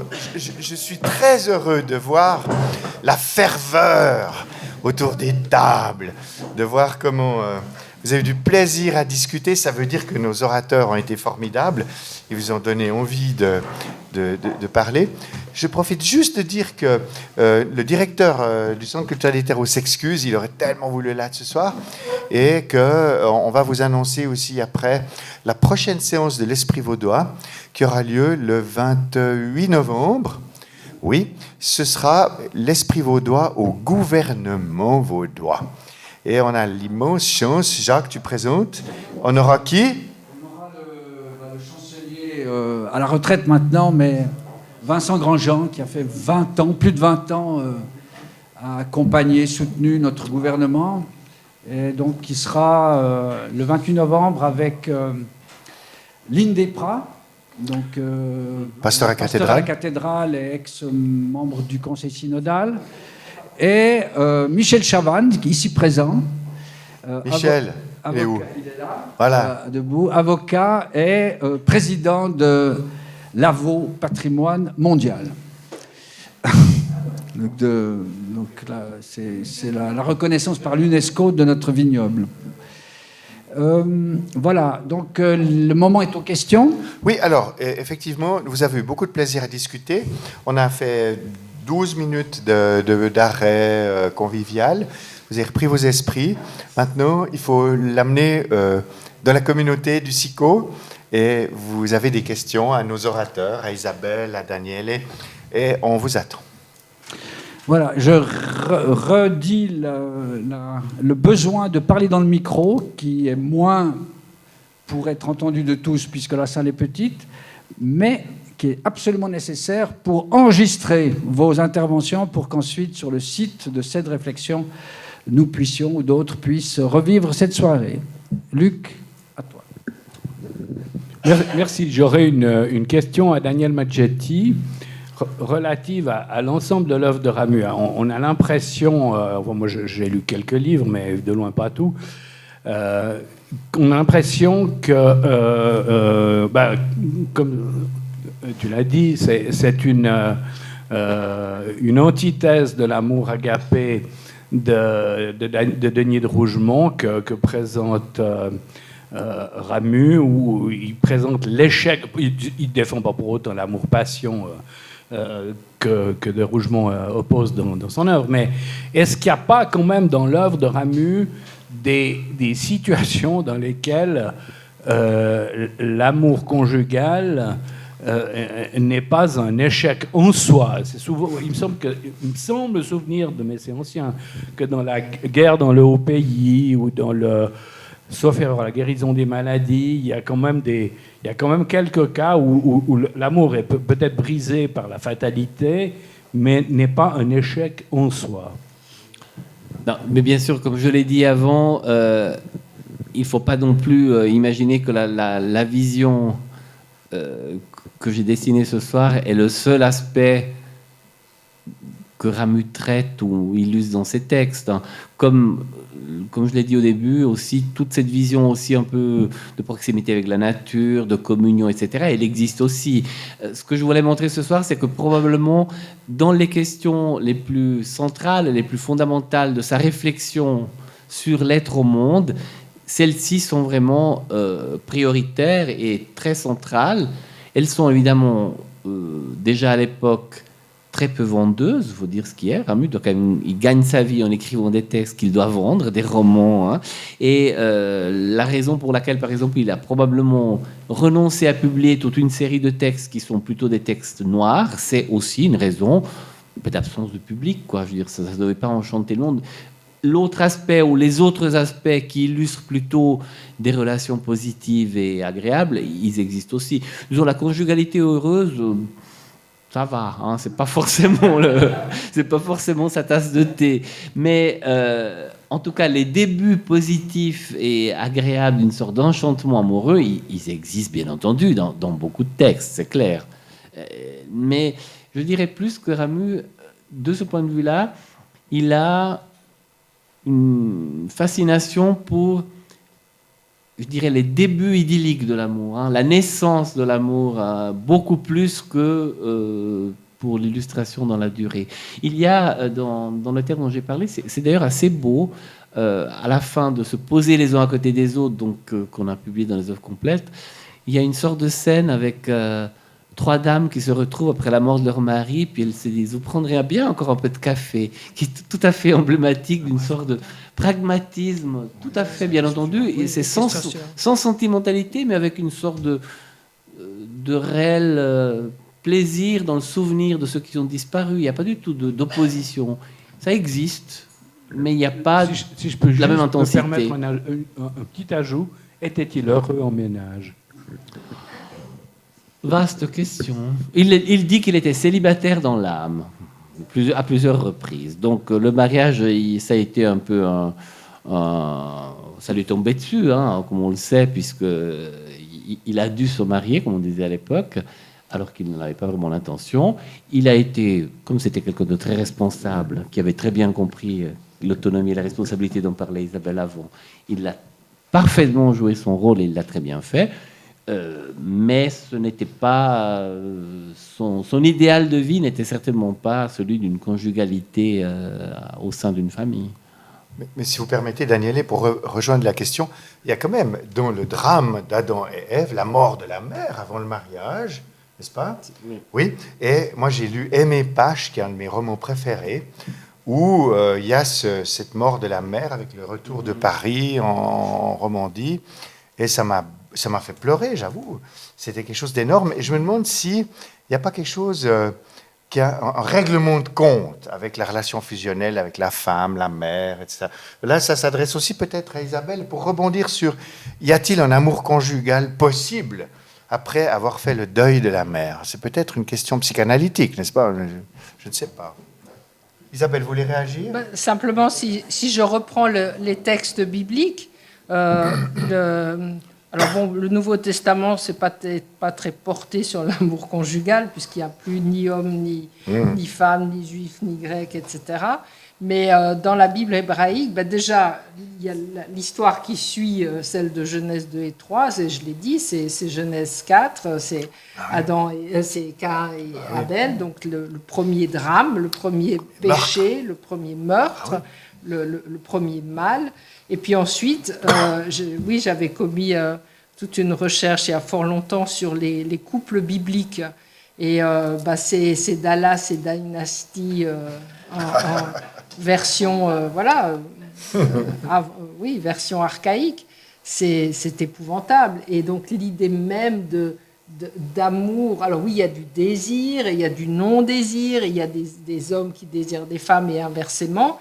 Et puis il y a aussi des récits bibliques qui me reviennent en tête, où il y a ces hommes qui même vont jusqu'à violer une femme, et au moment après, ils la jettent, ils la rejettent totalement. Je ne dis pas que c'est ce que fait le personnage masculin dans le livre de Ramu, mais c'est aussi, en fait, l'amour conjugal, ou les relations conjugales telles qu'elles sont décrites, notamment dans les premiers, dans l'histoire des origines d'Israël, c'est vraiment le terme amour n'existe même pas. Enfin, c'est vraiment des relations de pouvoir, c'est des relations aussi des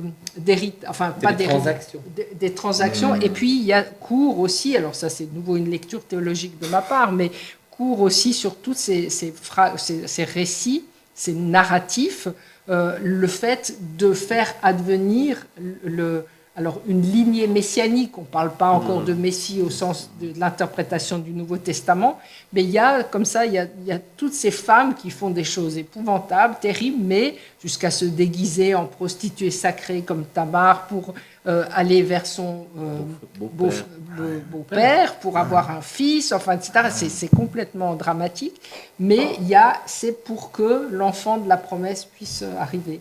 Donc c'est pas du tout. Alors, il y a un petit côté, effectivement, soap opera, mais il y a aussi un côté très. Pas d'utilisation, mais il faut faire passer quelque chose. Il faut que quelque chose passe. Daniele, un mot sur la mort de la mère? Non? On continue? On continue. Une question, Monsieur Prodon. Juste une question à propos de la transcendance. Peu de transcendance, me semble-t-il, articulée en tout cas ni par Louis, ni par tous les acteurs de Adam et Ève. Peu de transcendance dans votre interprétation. Elle apparaît chez M. Besson, qui à un moment donné nous dit, à propos du désespoir de Ramu, l'absence de transcendance, et couple ce constat-là avec l'idée de dépression. Oui. Et ça m'a beaucoup intrigué parce qu'il me semble, en tout cas, de là où je suis, qu'il existe une autre orientation sur ces questions, orientation, je ne sais pas si c'est le mot, mais où on aurait à parler d'immanence. Et d'ailleurs, il en est question chez Ramu, dans ces moments d'extase, des épiphanies qui ponctuent son texte, et qui ne conduisent pas à une dépression, quand bien même la transcendance est absente. Et j'ai l'impression que dans le débat, cette question-là, d'une certaine manière, traîne un peu. Mais elle habite un petit peu ce qui est dit ici. Parce qu'il me semble que chez Ramu, il y a une tentative, un échec peut-être, de mener cette immanence à bon port, même si il est difficile d'étendre à toute l'existence. Alors, c'est à eux de répondre, mais puisque je suis piqué, juste dire que, évidemment, la croix, c'est le ton vertical et le ton horizontal. La transcendance et l'immanence sont deux dimensions du sens, finalement. Et alors, l'immanence, elle est décevante parce que le ton horizontal a un début et une fin.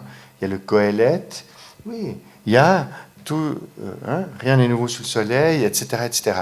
C'est dans la transcendance que les choses deviennent éternelles. Et c'est ça qui sauve.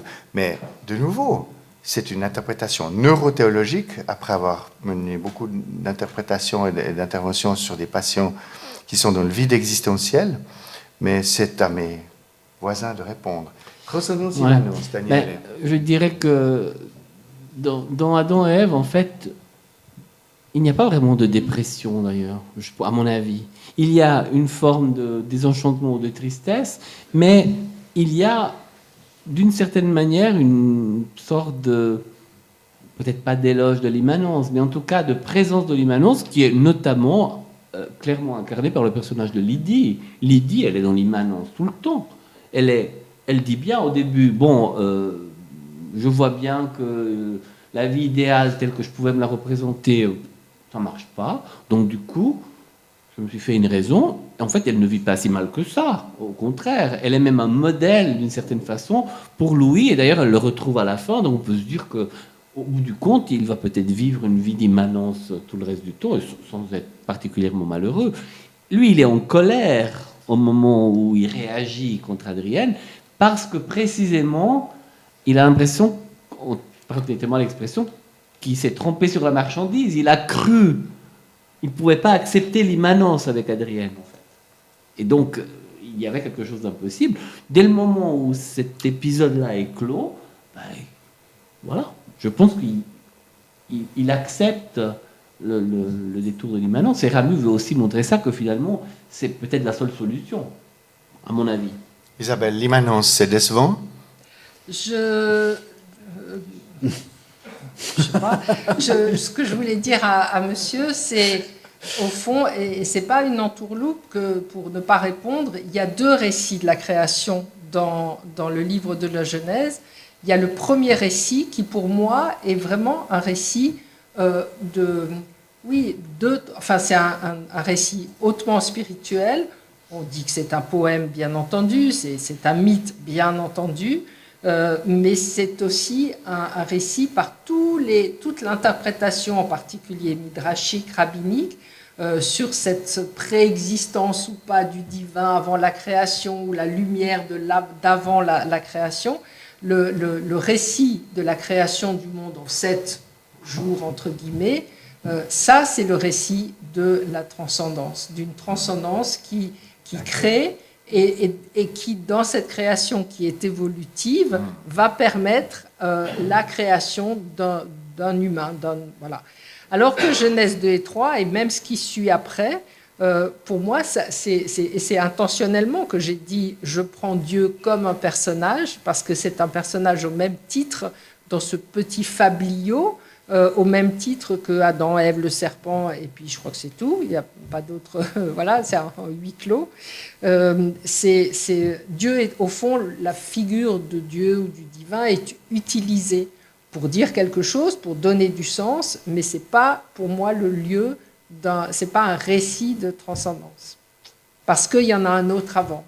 Et je profite, parce que j'aurais peut-être plus je ne vais pas monopoliser, mais pour dire aussi que quand j'ai raconté cette démarche qui avait été la mienne il y a presque une trentaine d'années, de travailler ce texte de Genèse 2 et 3, je me suis trouvée je le faisais à l'époque dans cette large panoplie de ce qu'on appelle les exégèses féministes, parce qu'il y a beaucoup de façons différentes, il n'y a pas une seule lecture féministe de la Bible.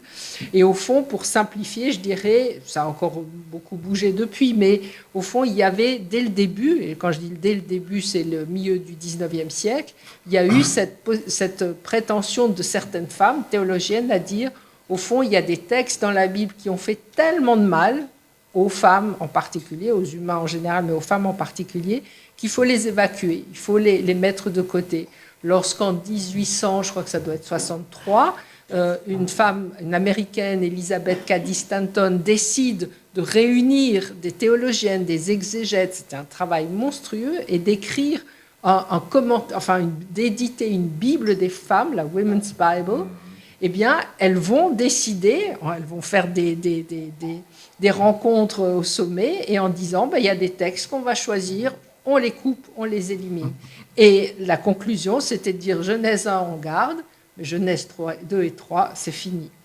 Il y a l'autre tendance, où il y avait, parce que voilà, je suis moins penchée ces derniers temps sur les exégèses féministes aujourd'hui, parce que je pense aussi qu'elles sont un petit peu, sinon dans une impasse ou en bout de course.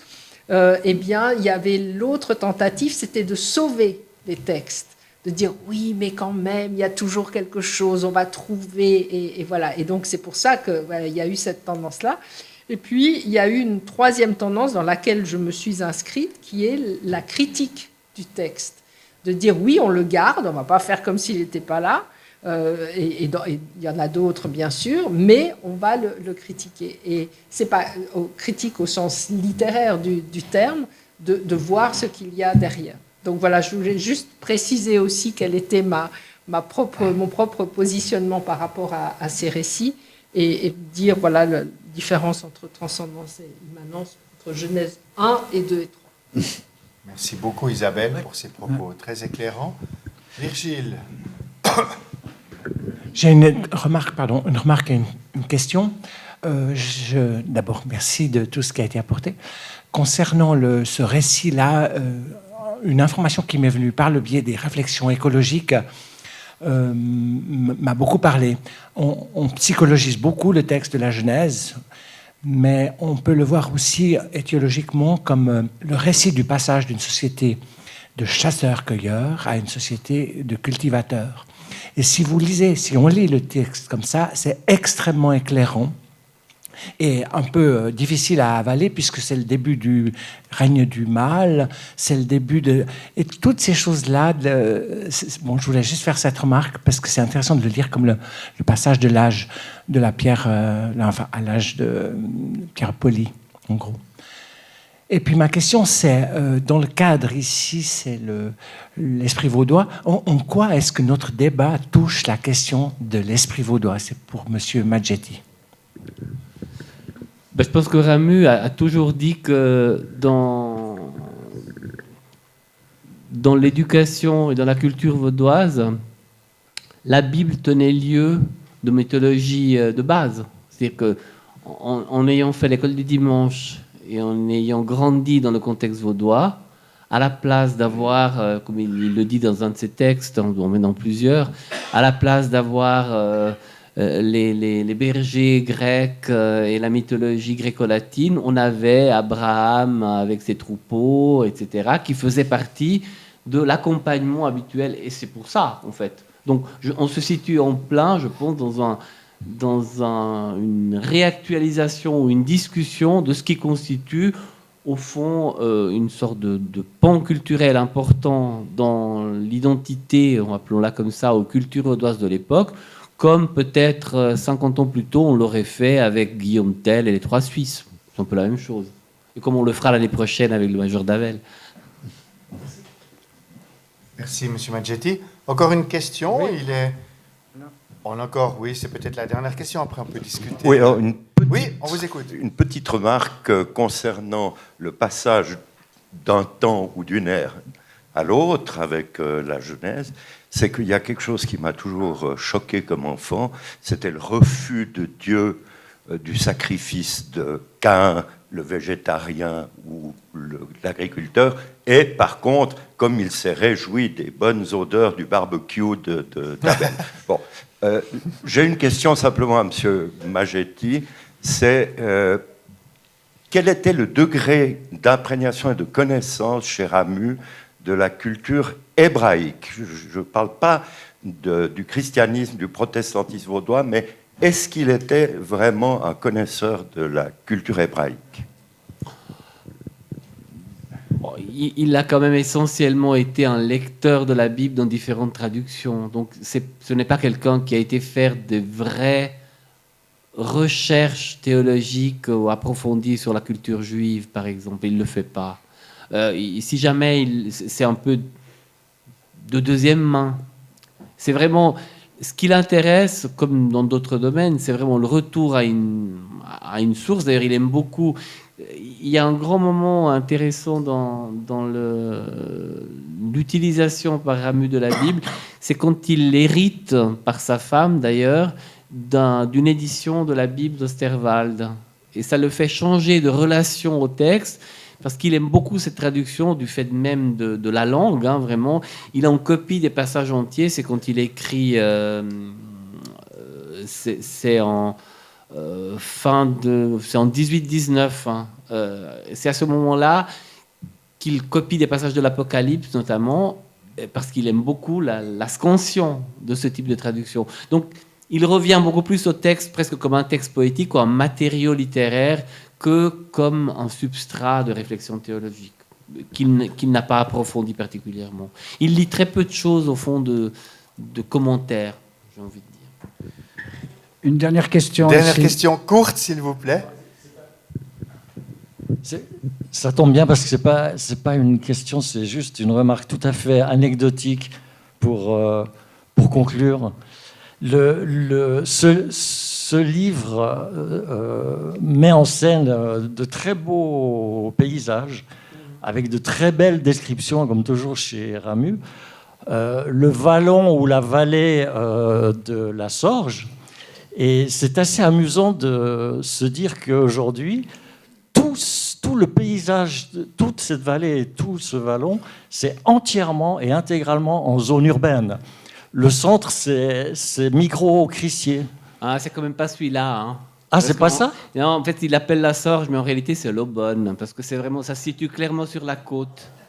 Ouais, mais enfin, il parle de la Sorge tout le temps. Oui, mais il utilise souvent Sorge dans plusieurs romans de Ramu. C'est un peu le nom, j'ai envie de dire, générique de la rivière vaudoise.